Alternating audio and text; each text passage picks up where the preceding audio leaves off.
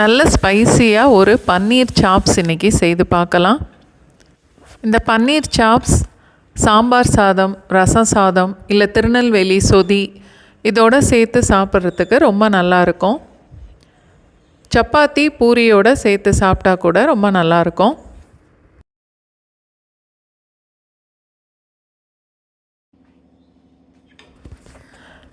பன்னீரை துண்டு துண்டாக வெட்டாமல் இந்த மாதிரி கையில் பிச்சு போட்டு சேர்த்தா மசாலாலாம் பன்னீரோடு சேர்ந்து சாப்பிடும்போது ரொம்ப நல்லாயிருக்கும்.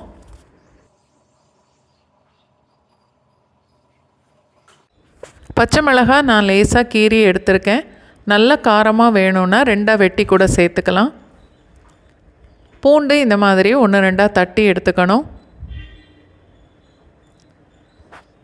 வெங்காயம் ரொம்ப பொடிசாக வெட்ட வேண்டாம், மீடியம் சைஸில் வெட்டினா சரியாக இருக்கும்.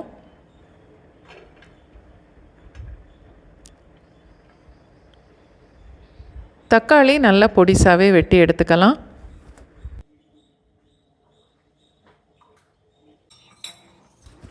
இந்த மசாலா வதக்கிறதுக்கு நான் எண்ணெய் மட்டும்தான் யூஸ் பண்ணுறேன். பாதி நெய் பாதி எண்ணெய் கூட சேர்த்துக்கலாம். வெங்காயம், பச்சை மிளகாய், பூண்டு, தக்காளி எல்லாத்தையும் ஒன்றாவே சேர்த்து வதக்கணும்.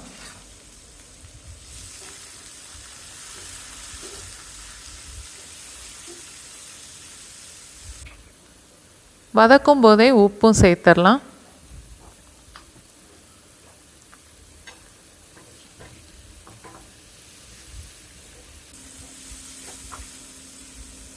ரொம்ப சவக்க வேண்டாம், இந்த அளவு வதக்குனாலே போதும்.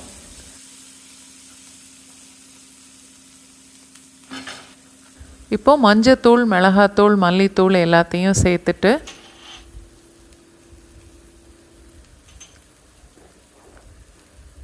கொஞ்சமாக தண்ணியும் சேர்த்து 1 நிமிஷம் வரைக்கும் வதக்கிட்டு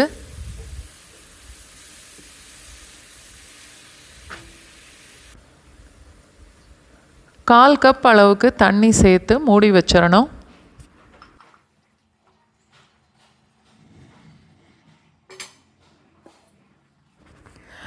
அடுப்பு மீடியம் ஃப்ளேம்லேயே இருக்கட்டும். தண்ணியெல்லாம் நல்லா வற்றி மசாலாவோட பச்சை வாசனை போனதுக்கப்புறம் பன்னீரை சேர்த்துடலாம்.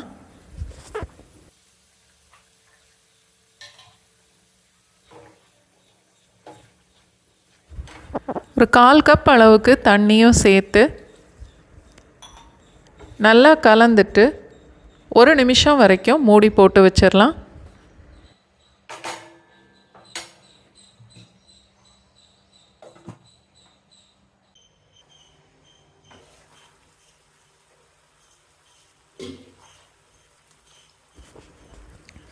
மிளகுத்தூள்,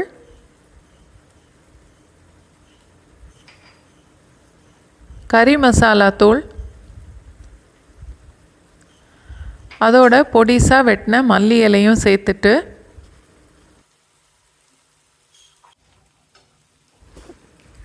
அடுப்பை மீடியம் ஃப்ளேமில் வச்சுட்டு அடிக்கடி கிளறி விட்டு வதக்கணும். மசாலா எல்லாம் பன்னீரோடு சேர்ந்து நல்லா கெட்டியாக இந்த மாதிரி வந்ததுக்கப்புறம் அடுப்பை ஆஃப் பண்ணிடலாம்.